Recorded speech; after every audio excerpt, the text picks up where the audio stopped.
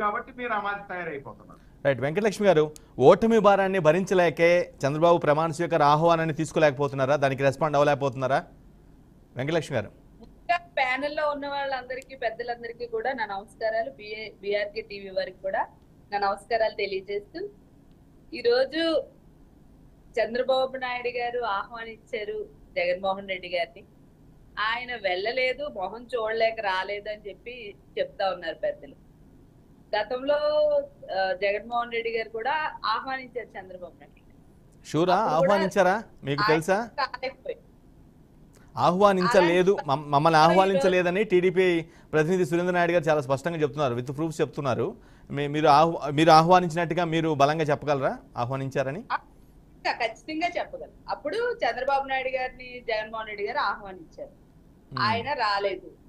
అలాగే జగన్మోహన్ రెడ్డి గారిని కూడా ఇప్పుడు ఆహ్వానించి ఉండొచ్చు, ఆయన కూడా వెళ్ళకపోయి ఉండొచ్చు. అది వాళ్ళ వెంకటలక్ష్మి గారు,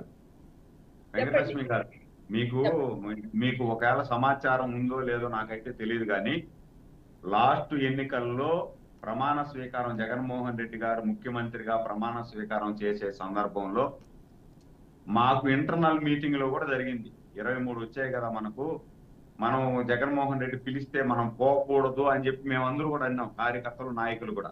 కానీ చంద్రబాబు నాయుడు గారు ఆ రోజు ఏం చెప్పారంటే, పిలిస్తే జగన్మోహన్ రెడ్డి గారు కానీ ఆహ్వానిస్తే మనం ఖచ్చితంగా వెళ్దాము, చిన్న వయసులో ముఖ్యమంత్రి అవుతున్నాడు అతను కూడా మన ఆంధ్రప్రదేశ్ ముఖ్యమంత్రి, మనకు ఉన్నటువంటి అపారమైనటువంటి అనుభవాన్ని వాళ్ళకు కూడా పంచుదాం, పరిపాలన చేయని అని చెప్పి ఆ రోజు అన్నాడు. ఖచ్చితంగా ఆయన పిలిస్తే వెళ్ళాలా అనే ఆలోచన మా అందరు కూడా చెప్పారు.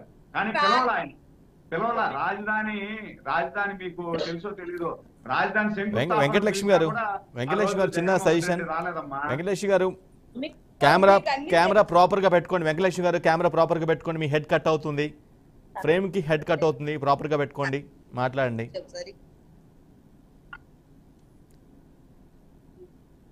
ఇప్పుడు ఈ రోజు మాకు ఇన్ఫర్మేషన్ మా పార్టీ నుంచి మాకు ఉంటది, మీ పార్టీ నుంచి మీకు ఉంటది. గతంలో అయితే మాత్రం సీఎం గారు చంద్రబాబు నాయుడు గారిని ఆహ్వానించారనేది నిజం, ఆయన రాలేదన్నది కూడా నిజం. ఇప్పుడు కూడా పిలిచారని చెప్తా ఉన్నారు, ఈయన రాలేకపోయి ఉండొచ్చు. ఇప్పుడు దానికోసం ఇప్పుడు గతంలో మీకు 23 సీట్లు వచ్చాయి, ఈ రోజు మాకు 11 సీట్లు వచ్చినా మీ ఓట్ షేర్ అంతే ఉంది, మా ఓట్ షేర్ కూడా అంతే ఉంది. అప్పుడు కూడా మీ ఓట్ షేర్ అంతే 39%, ఇప్పుడు కూడా మా ఓట్ షేర్ 39%. ఇప్పుడు మీరు మోకం కలిసి వచ్చారు, ఓకే గెలిచారు, ప్రజా తీర్పును మేము గౌరవిస్తున్నాం, మీకు హార్ట్లీ కంగ్రాచులేషన్స్ కూడా చెప్తా ఉన్నాం. పరిపాలించండి మాకంటే బాగా ప్రజలు. రేపు వెంకటలక్ష్మి గారు కూడా ఎప్పుడెప్పుడు చంద్రబాబు నాయుడు గారు ప్రమాణం చేస్తారా? ఇదే స్టూడియో వేదికగా, ఇదే డిబేట్ వేదికగా 3 పార్టీలు కలిపి చెప్పినవన్నీ ప్రజలకు సంక్షేమ పాలన ఎంత బాగా అందిస్తారా అని మేము కూడా ఎదురు చూస్తా ఉన్నాం. రాష్ట్ర ప్రజలుగా మేము గౌరవిస్తున్నాం. మేము చేసిన మా పార్టీ పరిపాలనలో ఏమైనా లోటుపాట్లు ఉన్నాయేమో అని కూడా సరి చేసుకునే పరిస్థితులు కూడా, మీటింగ్స్ కూడా జరుగుతూ ఉన్నాయి మా అధినాయకులు.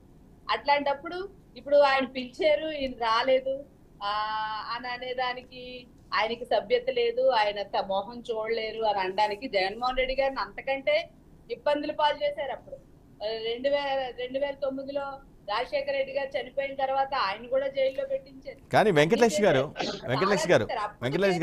సూటి ప్రశ్న ఒకటి. వెంకటలక్ష్మి గారు నా మాట వినాలి మీరు. వెంకటలక్ష్మి గారు ఎందుకు ఉంటది ఒకటే మాట. వెంకటలక్ష్మి గారు, ఈ రోజు జగన్మోహన్ రెడ్డి గారికి మోహం చెల్లదు, సీట్లు తగ్గొచ్చు తప్ప మా ఓట్ షేర్ మాకుంది. 3 కలిసి వచ్చారు, మీ ఓట్ షేర్ మీకు వచ్చింది. కాబట్టి ఇప్పుడు పరిపాలించండి, రేపు రాబోయే రోజుల్లో ఎట్లా అవుతుంది, ఏం చేస్తారు అని మేము ఎప్పుడెప్పుడు ఆ రాష్ట్ర ప్రజల కంటే ఎక్కువగా ఎదురు చూస్తూ ఉన్నాం. కుటుంబంలో ఎంతమంది ఉంటే అంతమందికి తల్లి దీవెన ఇస్తారు, గ్యాస్ సిలిండర్ ఫ్రీగా ఇస్తారు, అన్ని ఇస్తారు. జగన్మోహన్ రెడ్డి గారు పంచుతున్నారు అన్నారు, వీళ్ళు ఎలా చేస్తారా ఏంటా అని మేము కూడా ఎదురు చూస్తూ ఉన్నాం. మేము విషెస్ కూడా చెప్తా ఉన్నాం, I wish you all the best age new government. మీరు గవర్నమెంట్ లోకి వస్తున్నారు కాబట్టి మీకు శుభాకాంక్షలు కూడా తెలియజేస్తున్నాం. మీకు ఆ శక్తి సామర్థ్యాలు కూడా దేవుడు ఇవ్వాలని, నడిపించాలని కూడా మేము మనస్ఫూర్తిగా కోరుకుంటూ మిమ్మల్ని అభినందనలు కూడా తెలియజేస్తాం. జగన్మోహన్ రెడ్డి గారికి మొహం చెల్లక రాలేదు, అనడానికి ఆయన ఏం తప్పు చేయలేదే. ఆయన అందరికీ మంచి పరిపాలన చేశారు. కానీ రాష్ట్ర ప్రజల తీర్పు అలా ఉంది కనుక ఆ ప్రజా తీర్పుని మేము స్వీకరిస్తున్నాం సంతోషంగా.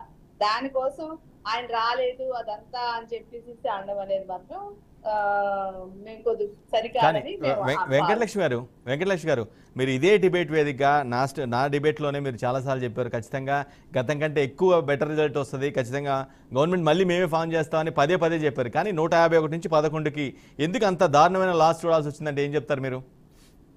ఇప్పుడు మరి ముగ్గురికి ఒక్కరికి తేడా ఉంది కదండి. ఇప్పుడు ప్యానెల్లో ముగ్గురు ఉన్నారు. ఇదే విషయం ఆ రోజు చెప్పానండి మీకు వెంకటేష్ గారు. ఇదే విషయం ఆ రోజు నేను చెప్పాను. ఏమంటే ముగ్గురు ఒకటి కాదండి అని చాలా బలంగా చెప్పాను. అయినా కూడా మీరు మమ్మల్ని ఓటించారు. మీరు గెలవాలంటే మేము కూడా గెలుస్తామని అనుకున్నాం. మాకు కూడా ఎక్కువ సీట్లు వస్తాయని మేము కూడా మా అధినాయకుడికి కూడా తెలియదు. అసలు వాళ్ళకే తెలియదు, ప్యానెల్లో ఉన్న వాళ్ళకే మాకు సీట్లు వస్తాయని. మాకు కూడా ఒక 50-60 వస్తాయని వాళ్ళు కూడా అనుకుని ఉండొచ్చు. కానీ మేమే షాక్ అయ్యాం ఏంటి అని. ప్రజా తీర్పుని ఎవరైనా సరే గౌరవించాలి కదండి. మరి ఏమో మరి ప్రజలు మరి ఓట్ షేర్ పెరగలేదు, ఎందుకు అలా తీసుకున్నారు అనేది మరి మేము దాన్ని బట్టే మేము ఆలోచన చేస్తూ ఉన్నాం. ఎందుకు ఇలా జరిగిందని కూడా మా అధినాయకులు మా నాయకులు అందరూ కలిసి కూర్చుని